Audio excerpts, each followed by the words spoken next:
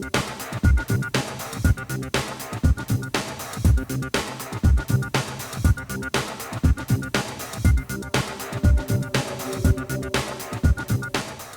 believe it, Green Spring. It is July 4th, a Monday, 2016, and I am just psyched to be your host today, Diane Gatsis Havinga. It is just wonderful to be able to share our 240th birthday with you, and we have quite a show today. About a month ago in May, I was proud and privileged to be part of an extraordinary event. The event was called VetsRoll 2016. And in the feature you're going to see, you'll learn more about it. But basically, it's like the honor flights. The honor flights take World War II veterans, they fly them here in Washington, D.C. for one day so that they could go see their memorial, the World War II memorial, and then they fly them back.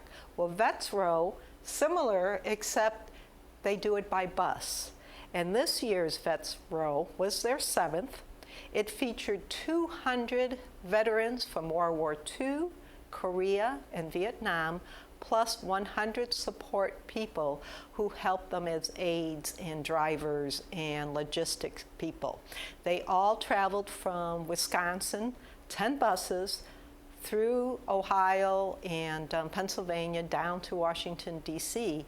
And I was able to meet them at the World War II Memorial on May 24th of this year, where they allowed me to videotape them. Now, one of the reasons why I was able to do this was because my father, John Gatsis, participated in this event. And I have to tell you, I think he's still beaming about the experience. So please, take the time right now on your very busy 4th of July, and let's follow these 200 veterans.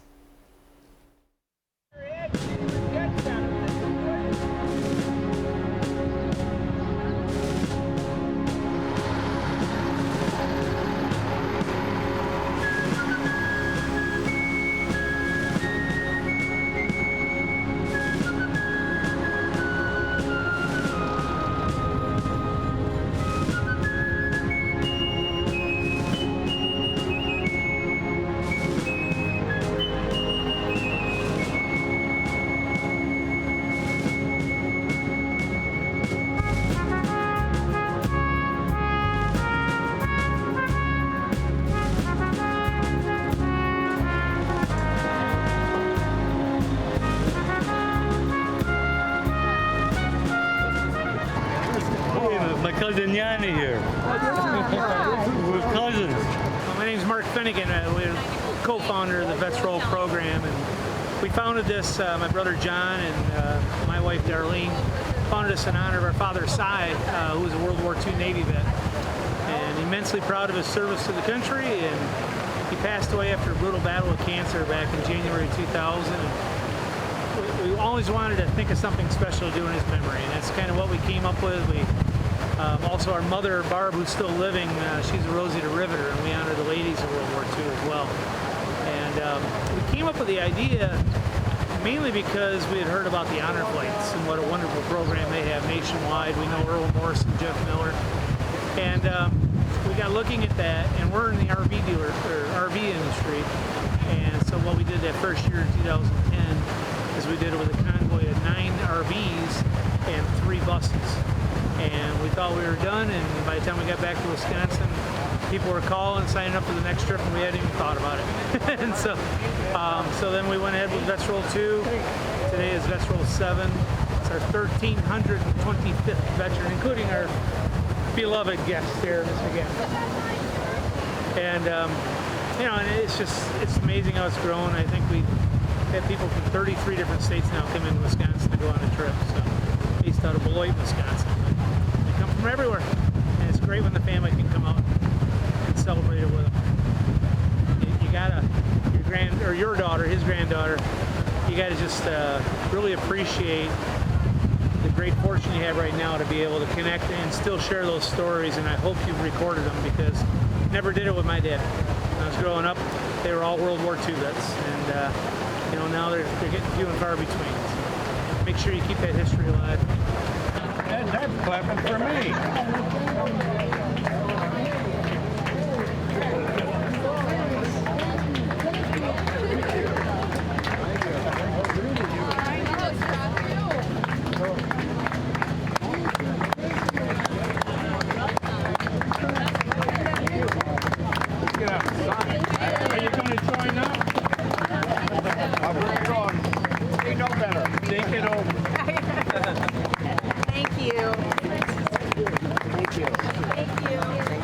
Get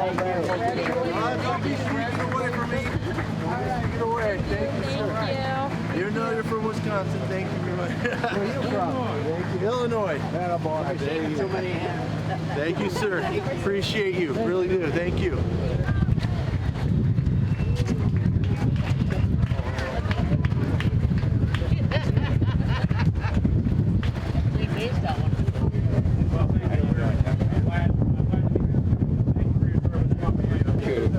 Enjoy your visit. Thank you for your service. Welcome. Thank you, sir. Thank you for your service. Welcome. Just in case the Shore Patrol or the MP is looking for someone, those name tags become an opportunity. I'm Vince. How you doing? John, we're watching John all day. We're taking care of him. Thank you. Take care. Thank you. Thank you for your service. Welcome. On the trip, we have 200 veterans, and we have 100 support people. There are 10 buses, and I think that we are 32 bus. And we started off at Beloit. We left early in the morning. We had the town population was aligned by the streets. They were waving flags as we were leaving. We had an escort of police cars to take us to the highway, and they escorted us quite a few miles before we started on the road. As we were in all different places, we would have escorts. We would stop and have lunch at places. In one town in Pennsylvania, the whole town was out there. They closed the schools so the kids could come out and wave flags at us as we were getting off. The help, the support group has been great, and they treated us wonderful.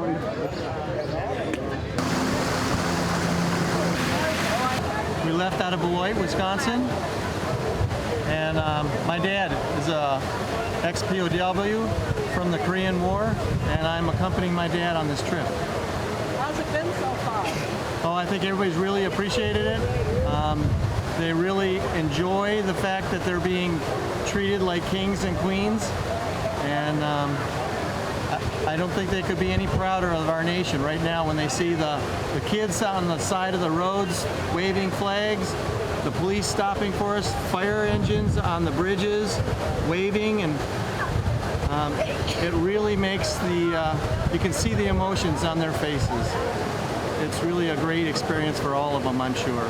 They all love it. I've really enjoyed seeing the patriotism that I'm seeing, because often we don't see that every day. And it's nice to see that and see the expressions on the young troops that we see and meet. We've met them at Arlington. And they actually went up and shook hands with a lot of the vets, and they got a chance to talk to them. And I think it was good for both sides, young and old.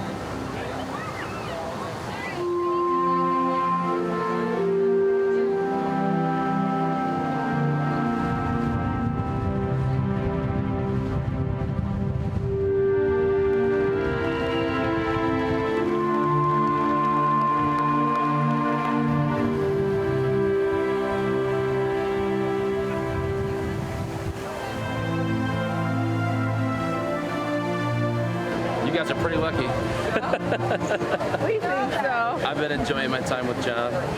Waiting on Greek all the time, right? Yep. Hand and foot. I tell you what, that guy. Did you jerk it out in his tail yet, or what? I think it's very, very rewarding, very good. It's just unbelievable. I'm especially impressed with all of the turnout of the kids and stuff. And everything. Oh, I'm Sonny Swampstew from Stoughton, Wisconsin.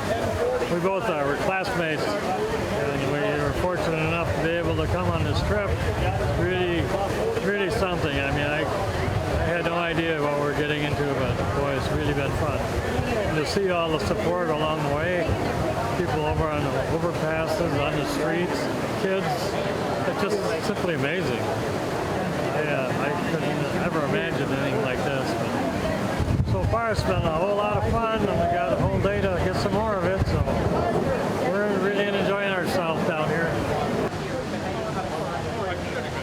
Okay, we got you, Richard. We're good. Hi, my name is George Carestas, and I'm a National Park Service volunteer.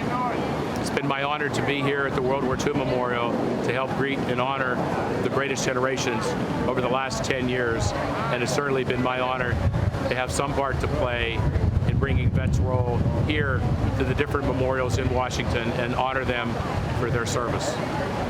We can't see our buddy President Lincoln. When you had your class photo and you turned around and walked this way, you saw the Lincoln Memorial. But in this very special spot, we don't share that view. In this spot, we're going to honor those who gave up their tomorrows for our todays. And when you're 18 to 21, we all know the answer to that question. You have lots and lots of tomorrows. And so you all are from so many different states, it's impossible to talk about one single state. But did everyone find their state column? Yeah. Does everyone know why their state is where it is? You think of the water behind you as a banquet table.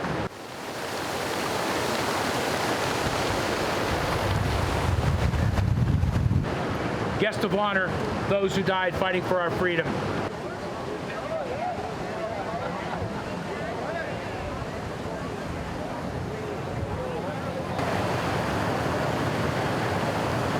Then in a military gathering, the next most important position is to the right. And to the right is Delaware, our first state. Pennsylvania, number 2. Georgia, number 3. They alternate. New Mexico, 47. Arizona, back there, 48. And as my British friends say, full stop. Because in 1941, 1945, that was it. So in here, 48 states, 7 territories. The Philippines earned their independence July 4th, 1946, outside the World War II time frame. And I know you guys are really smart, but the next time you're at a gathering and there's a speaker's table and there's an American flag, the American flag will always be to the right. Forget the audience, it's to the right. And so in that same honor, we turn to Delaware, our first state. So a very formal gathering to the right. So we thank all the Guardians for bringing everyone. I know you enjoy it, but I know it's not an easy task. We certainly thank the veterans for all your service. And when we started VetsRoll, what we had wanted to do was to video you fellas, because what we got thinking about is I have no idea what my great-great-great-grandparents looked like or what they sounded like. We didn't know their stories of the Revolutionary War or the Civil War or anything like that. And now we have the technology that your story can be passed on electronically for 150 years. And now all of a sudden they can see that handsome face and your smile and your sense of humor. That's why you can't take it to the grave with you. You've got to share it, because there's people that are denying things ever happened. And that's why you got to share it, John. When I graduated high school, I took a test for aviation cadets, and I became a navigator. And I was flying B-24. B-24 is round. The reason why most veterans don't like to talk about the war, my main objective was to do as much damage as I could so I could end the war and come home. Understood, and you guys did. That's the main reason I went there. And what I learned is that war is hell. Yes, sir. And that people become animals. And there's no reason why people have to fight each other like that. You know, what you're saying, and you know, what's neat is we got, you know, we might have a guy from California here that can share that same story, and all of a sudden people start to understand it and they keep the history alive, so maybe it won't ever repeat itself again, you know? Most of the time the veterans get together, they'll talk about Sure. it, but they don't. It's a brotherhood. They don't share it with the rest of the people. Yeah. And that, you know, we've seen that so much in the honor flights too, because it's kind of at that point in the life, you don't take it to the grave with you, you know, and if, like I say, if your granddaughter doesn't know these stories, nobody's going to know them. And then you get ill-doers out there that are going to just keep denying things. And that's why, I mean, you know, my dad was from your generation, and we never sat down and talked. And I'm to this day, I'm kicking myself because I didn't talk. I have one for him. I wish I would have talked to him. I just wish I would have talked to him. And that's why if you could, you know, it's so important, John. God bless you. When we were training for B-29s in Tucson, Arizona, at the air base, the mess kitchen was operating 24 hours a day because people were flying at different times. So whenever we went out, we'd come back, go to the dining room, and we'd have eggs over easy.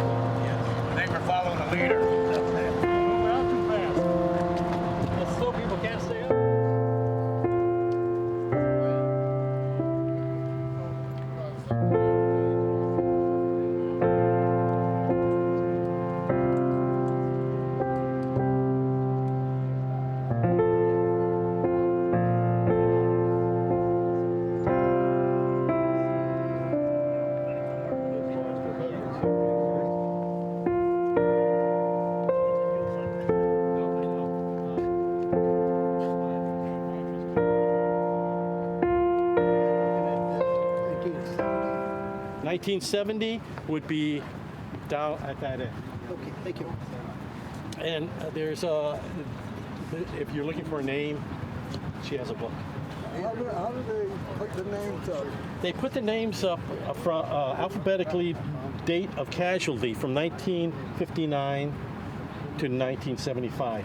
And Maya Lin set it up so it goes out to 1968, so and it comes there? back to 68 and comes back down to the vertex. Well, where does it start? It starts right at the vertex of the wall. And it goes both ways. Both ways, yes. So it goes 59 out and then comes back down around to 68, all the way back down to 1975. Very interesting. Thank you for coming. If you're going to do rubbing, I'll loan you pencils since we don't want pens on the wall.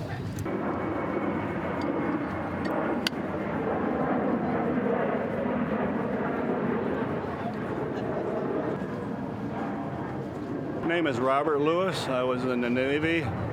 Robert Lewis, MR2, machine repairman second class, and served aboard the USS Cadmus repair ship on the East Coast. It was centered in Norfolk, Virginia, moved to Newport, Rhode Island, and we serviced ships and repaired them so they could go back to sea and fight the battles and do what was necessary to win the war.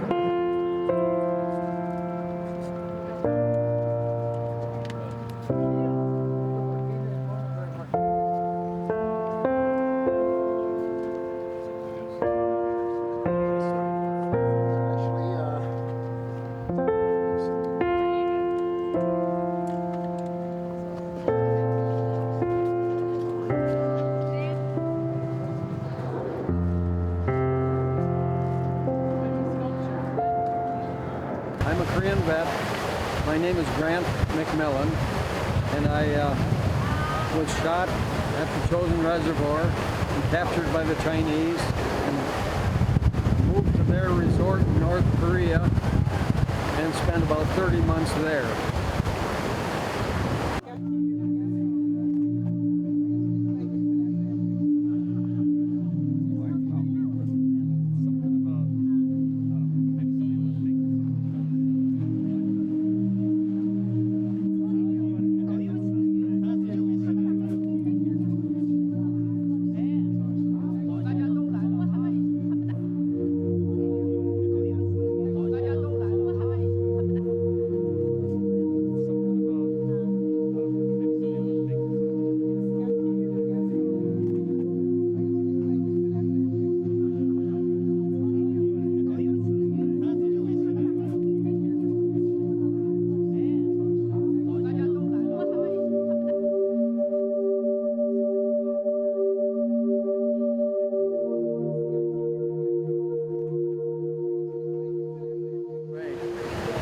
Most of the time when they list the wars that have been fought, Korea is left out.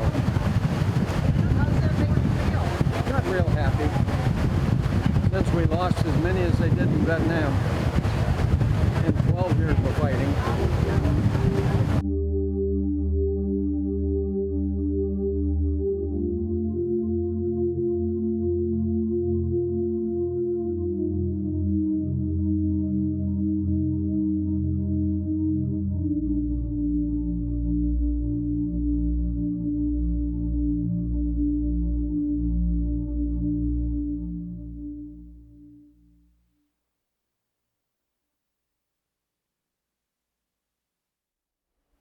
If you would like more information about the VetsRoll organization, it is a nonprofit. You can go on the internet and Google VetsRoll, and it will take you to their homepage.